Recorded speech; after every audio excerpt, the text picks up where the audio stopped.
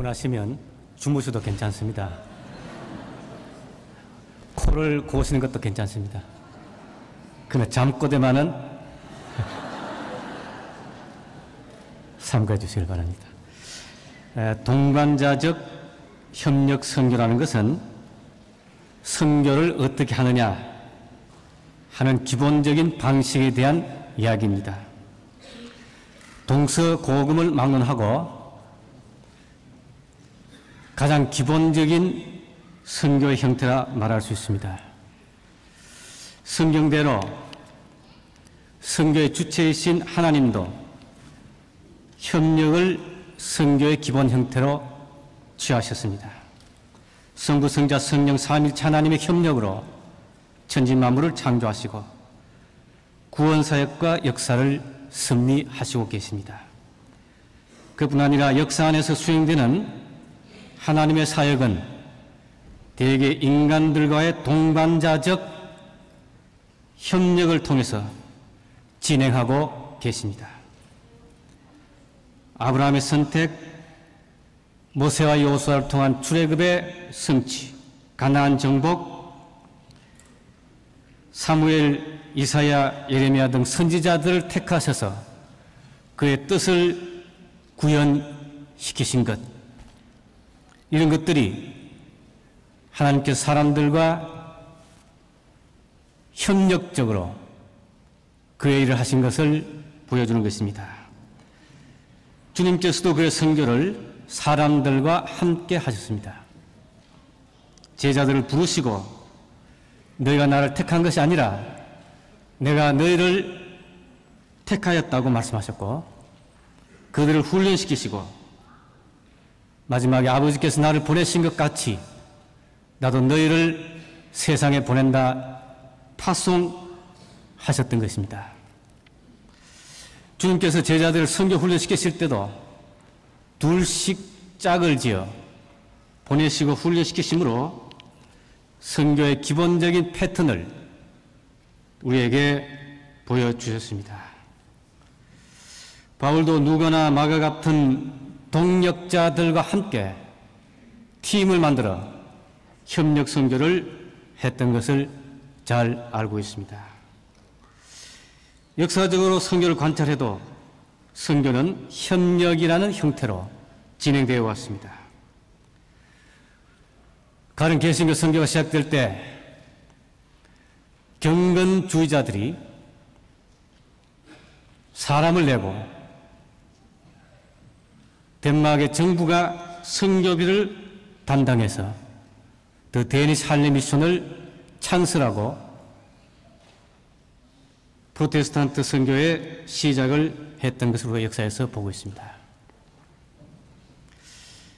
윌리엄 캐리 이후에 본격화된 프로테스탄트 선교도 역시 선교의 비전을 가졌던 하나님의 사람들이 초교파적으로 선교를 조직하고 선교했던 것을 우리의 역사를 통해서 읽고 있습니다. 20세기에 들어와서 열려온 수차례의 세계 선교대회를 보더라도 그 주요 내용이 선교의 협력에 있었습니다. 1910년 에딘바라에서 모였던 제1차 세계 선교대회도 어떻게 세계 복음화를 할 수 있느냐 하는 것이 주 관심사였습니다. 세계 선교의 위대한 과제 앞에서 어떤 개인도 교회도 선교해도 자기만으로서는 안 된다는 사실을 절감하고 있었습니다. 1947년 제4차 선교대회도 그 같은 취지 아래 모였었던 것입니다. 2차 세계대전이 끝나고 전통적인 기독교 국가였던 그리고 선교 국가들이었던 서구 여러 나라들이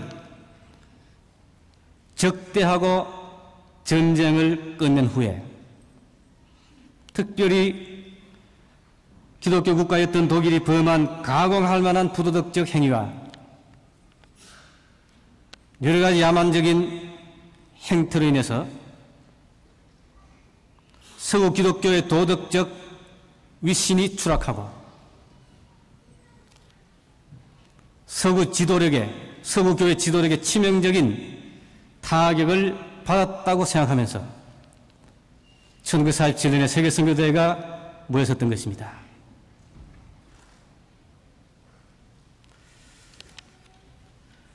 이 난국을 타개하기 위해서 제시된 방식이 역시 동반자적 협력 선교였습니다. Partnership in Obedience, 그런 말로 표현된 동반자적 협력 선교가 강력하게 제시되었던 것입니다. 선교의 세계교회 동력성을 강조하고 선교의 초국가적 성격을 밝히고 친권주의 극복을 강조하고, 친권주의라는 것은 선교하는 교회가 가부장적인 군의와 사고방식과 사역을 하는 것을 말씀합니다. 친권주의 극복을 주장하고 백인들의 일반적인 부담감의 해소를 주장했습니다. 오랫동안 백인교회가 선교가 우리의 책임이다 생각하면서 일방적인 부담감을 안고 했기 때문에 때때로 많은 무리를 범했던 것입니다. 그렇기 때문에 선교는 세계교회들의 협력하는 사역이지 백인들의 일방적인 부담이 아니라는 것입니다. 또 선교한 교회와 비선교지 교회를 구별하지 않도록 하는 것, 또 세계 모든 교회들의 영적 동등성, 선교를 위한 모든 자원의 활성화, 그리스도의 주권에 대한 전적 헌신의 강조, 이 말씀은 인종이나 자기들의 교파나 자기 나라의 교회에 대한 우선적인 헌신보다는 그리스도의 주권에 대한 헌신이 중요하다는 것을 강조하는 것입니다. 마지막으로 평신도의 역할 개발 등이 이 선교대에서 강조되었었습니다. 근대에 진행되고 있는 선교 구도의 변화에서도 동반자적 선교의 필요성을 모두가 절감하고 있습니다. 기독교 인구의 분포가 전통적인 서구 교회 위주로부터 점점 3분지 세계 쪽으로 그 분포가 역전되면서 서구 교회로부터 아시아와 아프리카로 진행되던 일방적인 세계 선교가 이제는 오히려 3분지 세계 쪽에서 혹은 세계 모든 교회가 모든 세계를 위해서 함께 선교해야 된다는 그런 세계 선교 시대로 돌입하고 있으면서 온 세계 교회들의 동반자적 협력 선교가 절실히 요청되고 있는 것입니다. 어떻게 우리가 세계 선교를 위해서 세계 교회가 협력할 수 있는가? 몇 가지 기본적인 형태가 제시되고 있습니다. 첫째는 교육적 협력입니다. 지도자를 양성하는 일에 피차 협력해야 한다는 것입니다. 둘째는 정보 교환입니다. 셋째는 재정적인 협력입니다. 넷째는 기술 협력입니다. 다섯째는 기도의 협력입니다. 마지막으로 여러 사역의 협력입니다. 교회 개척이나 사회 봉사 등을 함께 하는 것입니다. 이 같은 세계 교회의 동반자적 협력의 차원을 생각할 때 첫째로 우리는 서구 교회와 3분지 세계 교회들의 협력을 중요하게 생각합니다.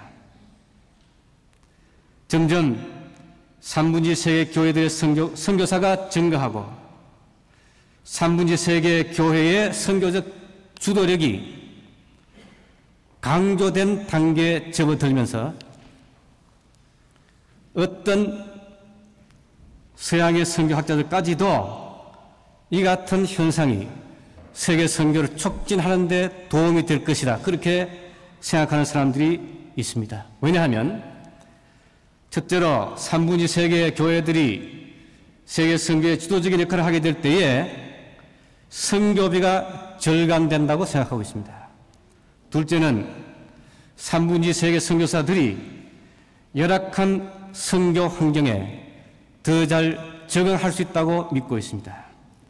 셋째는 3분의 세계 많은 지역에 잔존하고 있는 백인에 대한 부정적인 정서 때문에 3분의 세계 선교사들이 선교를 더 잘할 수 있지 않겠는가 하는 기대를 갖는 것입니다. 그러나 3분의 세계 교회의 약점도 심각합니다. 최근에 나오는 여러 가지 보고를 보면 3분의 세계 교회 출신의 선교사들이 선교사 생활을 일찍 그만두고 또 혹은 실패하는 율이 서구 선교사보다 높다는 발표가 있습니다. 중요한 이유는 3분의 세계 선교사들이 제대로 훈련을 받지 않고 나가거나 미비된 훈련을 받고 선교 현장에 나가기 때문에 선교 현장에서 많은 어려움을 겪고 초기에 선교사 생활을 포기하는 경우가 많다는 것입니다. 3분의 세계 교회 선교 경험의 부족 때문에 적절한 선교 훈련을 하지 못한다는 지적입니다. 그렇기 때문에 선교 경험과 지식에서 우리는 서구 교회의 도움이 필요한 것입니다. 이론은 현장에서 나온다는 말씀처럼 오랫동안 선교한 지식과 경험을 가진 서구 교회의 도움이 우리에게 필요한 것입니다. 서구 교회의 경험과 지식과 3분의 세계 교회의 선교적 자원이 협력할 때 세계 선교가 더욱 활성화될 수 있다고 생각하는 것입니다. 둘째로 3분의 세계 교회와 우리 교회, 특별히 선교사들의 협력이 중요하다고 생각합니다. 우리 교회가 대부분 관계된 선교 지역은 주로 3분의 세계인데 3분의 세계 교회와 우리의 협력은 주로 선교사를 사이에 두고 진행되고 있습니다.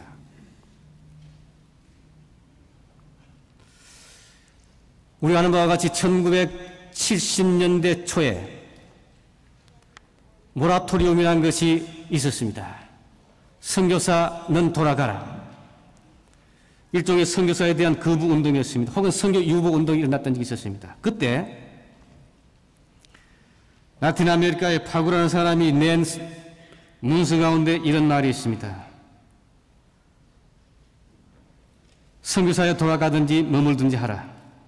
만일 그대가 영원한 하나님의 말씀인 복음과 그대가 여기까지 가져온 문화적인 습성을 구분하지 못하고 그대로 가르친다면 그대는 돌아가야 한다.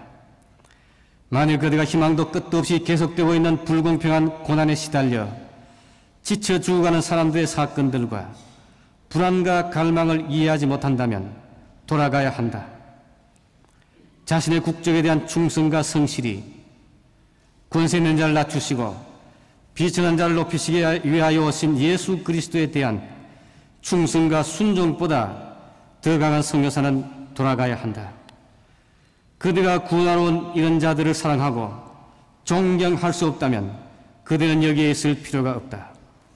그대들이 과거에 저질렀던 것과 같은 오류를 대가로 지불하고서라도 사람들과 교회가 성숙해지고 독립하고 책임감 있는 단계에 이르는 것을 기뻐할 수 없으면 그대는 돌아가야 한다. 그런 것들이 그대가 돌아갈 시기가 되었다는 것을 말해주는 징조들이다.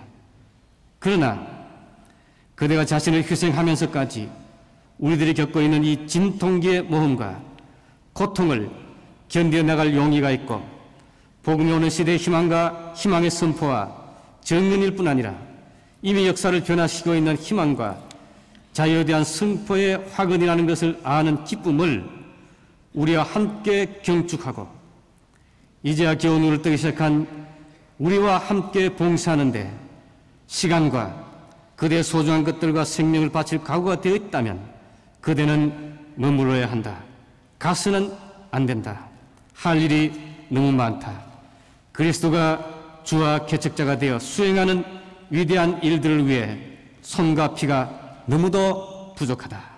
이것이 1970년대 초에 선교 유복운동이 일어났었을 때 발표된 문서였습니다. 우리가 이런 글들을 읽을 때마다 선교하는 입장에서뿐 아니라 선교받는 입장에서 우리 자신들을 가끔 생각해 볼 필요가 있다는 것을 느끼게 되는 것입니다. 서방교회 선교사들의 위대한 공적에도 불구하고 가끔 그들의 선교에 흠으로 지적되는 것 한 가지는 현지 교회나 지도자들과의 관계가 원만치 못한 데서 온 여러 가지 부정적인 일들입니다.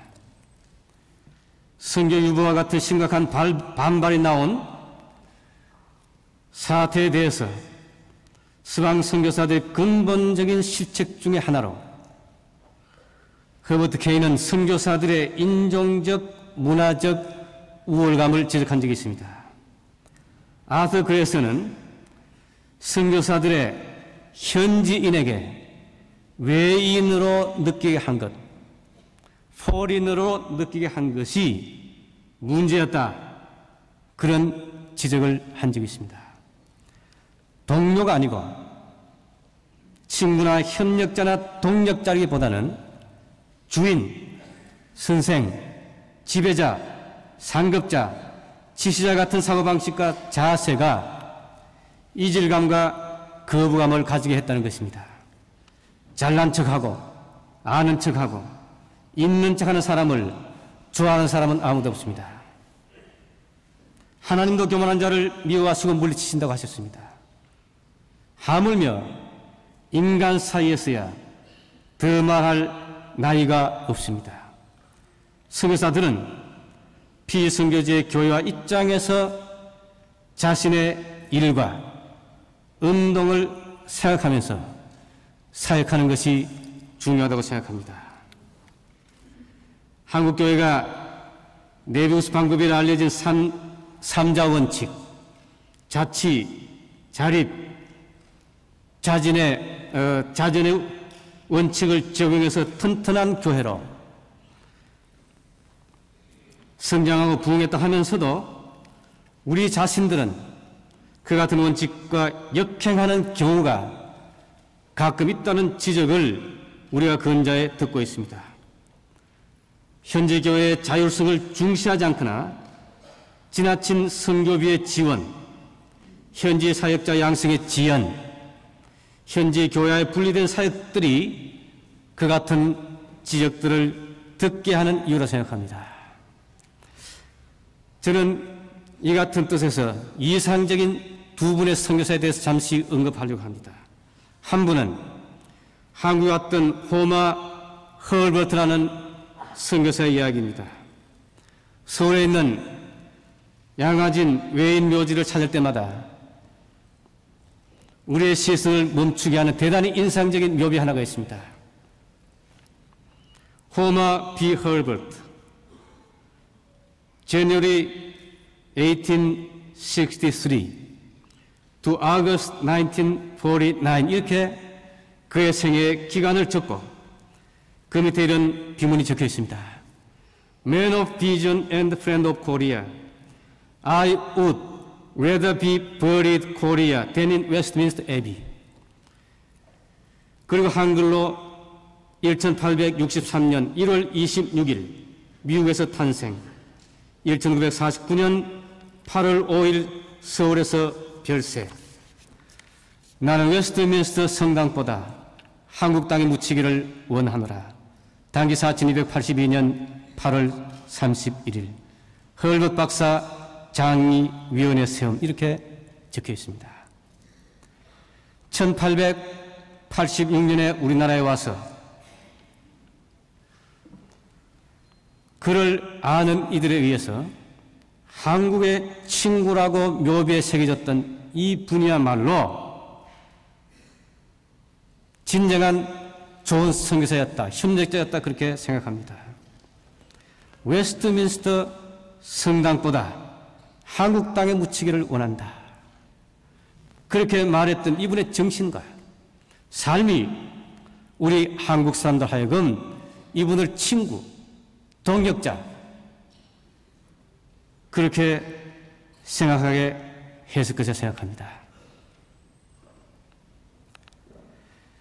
우리는 런던의 웨스트민스터 성당에 실제로 묻힌 다른 한 사람의 선교사를 알고 있습니다. 그의 무덤에 새겨진 비문도 비범한 것입니다. 이렇게 적혀 있습니다.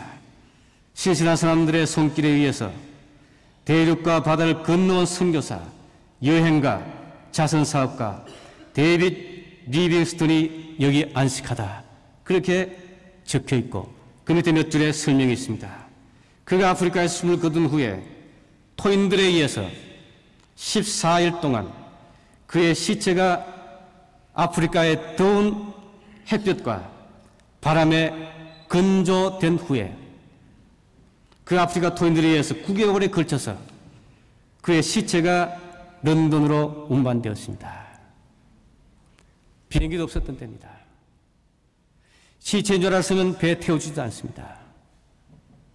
정글의 속에서 이 시체를 짊어지고 카누를 타서 한국까지 나오고 배를 타고 런던까지 9개월이 걸려서 왔어요.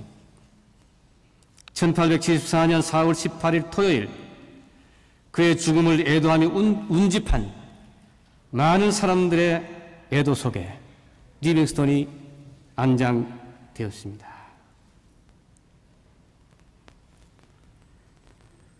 그 무지 목매했던 토인들이 리빙스턴을 이렇게 짊어지고 왔다는 그 사실을 통해서 리빙스턴이 얼마나 훌륭한 선교사였는가. 그야말로 진정한 토인의 친구였고 협력자였다는 것을 우리가 알 수 있는 것입니다. 리빙스턴이 그런 말을 했어요. 선교의 정신은 주님의 정신과 같다. 그래서 그는 항상 종으로, 섬기는 자로, 친구로 사람들을 대했던 것입니다. 동반자적 협력은 상호간의 전도에 힘쓰고, 넷째, 빈곤 극복에 협력해주며, 다섯째, 그들의 사역에 빨리 적응하며, 여섯째, 단순한 여행자가 아니기를 원하고, 일곱째, 진정한 그리스도인임을 그들의 삶을 통해서 보여주기를 원하며, 여덟째, 현지 언어에 능숙하기를 바란다. 이런 몇 가지를 제안한 적이 있었습니다.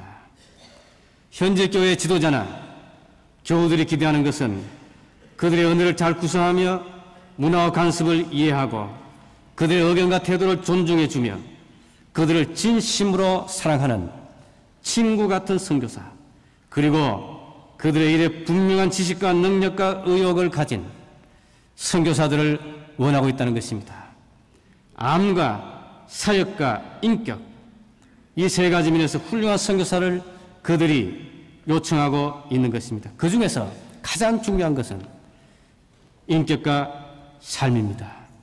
어떤 곳에서나 주인이 아니고 협력자나 친구로서 현재 교회 사람들과 함께 사역하며 그 지역의 정치, 경제, 사회, 교육의 실정을 이해하고 그들과 함께 희로애락을 나누는 선교사들이 되도록 힘쓰는 것이 좋은 동반자적 협력 선교를 하는 길이라 생각합니다. 그러면 선교사가 현지 교회들과 잘 협력하고 성숙한 현지인 교회를 육성할 수 있도록 하기 위해서 이런 몇 가지를 제안하고 싶습니다. 첫째, 선교사는 임시적으로 주재한다는 사실을 명시해야 한다는 것입니다. 선교사는 너무 일찍 떠나도 너무 늦게 떠나도 바람직하지 않다고 생각합니다. 그러나 빨리 자신을 필요로 하지 않도록 하는 것이 유능한 선교사의 일이라 생각합니다. 둘째, 현진이 할 수 있는 일이나 자리를 선교사가 하거나 차지하려고 하지 말아야 할 것입니다. 셋째, 친구와 섬기는 자로 살며 현진에게 불필요한 간섭을 하지 않도록 노력해야 할 것입니다. 넷째, 먼저 신뢰와 애정을 구축하도록 하고 친해지기까지 서두르거나 무리하지 말아야 할 것입니다. 다섯째, 아는 척, 있는 척, 잘난 척하지 말고 매사에 겸허하고 친절하도록 힘써야 할 것입니다. 현지인을 높여야 할 것입니다. 자신의 업적보다 현지인의 명예와 업적을 높이도록 노력해야 할 것입니다. 여섯째, 언어와 문화와 관습에 빨리, 바로 깊이 익숙해지도록 노력해야 할 것입니다. 일곱째, 그 지역의 정치, 경제, 사회적 상황을 이해하는 선교사가 되어야 될 것입니다. 여덟째, 메시아적 영성과 생활 양식을 실천해야 할 것입니다. 어떤 사역을 하든지 그들을 위해서 일한다고만 생각하지 말고 그들과 함께 일하는 태도를 고수해야 할 것입니다. 이런 말이 있습니다. 사람들에게로 가라. 그들과 함께 살아라. 그들로부터 배우라. 그들과 함께 계획하고 그들과 함께 일하라. 그들이 아는 것을 가지고 시작하고 그들이 가진 것 위에 세워나가라. 우리가 외지에 선교하면서 기억해야 될 충고라 생각합니다. 마지막으로 한민족 교회끼리의 협력이 중요합니다. 우리끼리의 협력이 중요한 것입니다. 선교의 주도적 역할이 점차적으로 3분지 세계 교회 쪽으로 온다고 하지만은 사실 그 핵심은 한국교회라고 생각합니다. 21세기 세계 선교의 주역은 우리 한국교회가 되어야 한다 생각합니다. 한국교회 성장이 선교 자원을 정제시켰고 고난 중에 성장한 우리의 약소민족 교회의 독특한 영성, 그리고 온 땅에 흩어져 있는 코리안 디아스포라, 이런 것들이 한국교회가 세계 선교를 위해서 대단히 중요한 기능을 발휘할 수밖에 없는 이유라고 생각하는 것입니다. 이런 중요한 역할을 담당해야 될 한국교회가 선교 협력을 위해서 당면한 현실적인 몇 가지 중요한 문제가 있습니다. 첫째는 신학적 차이를 극복해가는 것입니다. 세계 교회도 마찬가지입니다만은 우리도 선교 신학적으로 다른 입장이 선교를 여러 갈래로 나누었습니다. 흔히 말하는 이반제리칼, 에큐메니칼 또는 펜테코스탈, 이런 선교 신학적인 차이가 우리의 선교를 분화시키고 있는데 우리는 참으로 복음적이고 참으로 협력적이고 성령의 능력에 의존하는 통전적인 차원으로 우리의 선교 신학을 결합해 나가는 노력을 해야 할 것입니다. 둘째로 교파 간의 협력에 힘써야 할 것입니다. 교파 간의 경쟁과 갈등은 선교의 큰 저해 요소가 되고 있습니다.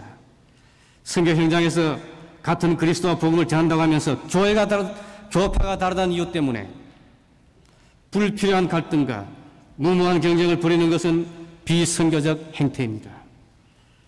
물론 장로교회 선교사가 장로교적으로 선교하고 감리교 선교사가 감리교적으로 선교하고 또 다른 교파 선교사가 그들의 특징을 따라 선교하는 것이 자연스러운 것은 사실입니다. 그러나 그 이상의 경쟁과 반목은 극복되어야 하는 것입니다. 셋째로 선교회 간의 협력이 원활해야 한다고 생각합니다. 점차적으로 선교의 수가 늘고 있습니다. 어떤 보고서에 의하면 서양 선교사 중에 92.2%가 국제적 선교 단체에서 파송되고 있다고 합니다. 앞으로 이 같은 현상은 더 심화될 것이라는 지적이 있는데 앞으로 선교회들에 의해서 선교가 더 강대해질 수 있다고 한다면 선교회들 간의 협력이 21세기 선교의 중요한 변수가 될 것이라 생각합니다. 셋째는 교회와 선교회 간의 협력이 되어야 합니다. 개신교 선교가 선교의 중심으로 출발하면서 교회와 분리되어 시작되었습니다. 선교의 중심으로 시작되었습니다. 이 같은 역사적인 이유 때문에 개신교회는 교회와 선교회가 서로 경쟁적으로 대해온 측면이 있는 것이 사실입니다. 그러나 교회와 선교단체들 간의 경쟁과 부딪히는 많은 선교 자원과 시간의 낭비를 가져오고 있습니다. 선교적 교회로 세계 선교를 지향하는 이 시점에서 교회와 선교회들이 세계 복음화를 위해서 적극적으로 협력하는 과제가 대단히 중요한 일로 대두되고 있습니다. 마지막으로 세계 선교를 위한 세계에 흩어져 있는 한민족 교회 연결 그리고 합력이 필요합니다. 전 세계에 산재해 있는 한민족 교회나 선교 단체끼리의 원활한 정보 교류, 공동 사역과 협력이 한민족 교회의 선교 사역을 훨씬 더 활성화시킬 수 있다고 생각합니다. 모든 족속으로 제대를 삼고 세계를 복음화하는 선교는 하나님과 사람들, 세계의 교회들, 세계의 선교회들, 세계의 교회와 선교회들,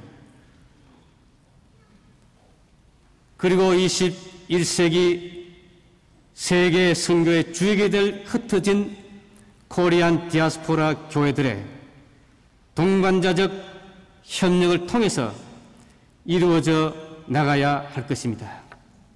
이 같은 선교는 우리 모두의 겸손과 주님께 대한 순수하고도 온전한 복종에 의해서 가능할 것입니다. 세계 선교의 위대한 역할을 우리가 기대받을수록 우리는 철저한 겸손으로 이 위대한 책임을 수행해 가야 할 것이라 믿습니다. 1910년 에딘버러 선교대회가 폐막되면서 이런 말을 했습니다. 에딘버러 대회의 폐막이 세계 선교의 시작이 될 것이라 그런 말을 했습니다. 이번 한인 선교대회 폐막이 한민족교회 선교가 보다 동반자적 협력 선교를 이루는 선교로 발전하는 획기적인 계기가 될 수 있기를 바라는 것입니다. 감사합니다.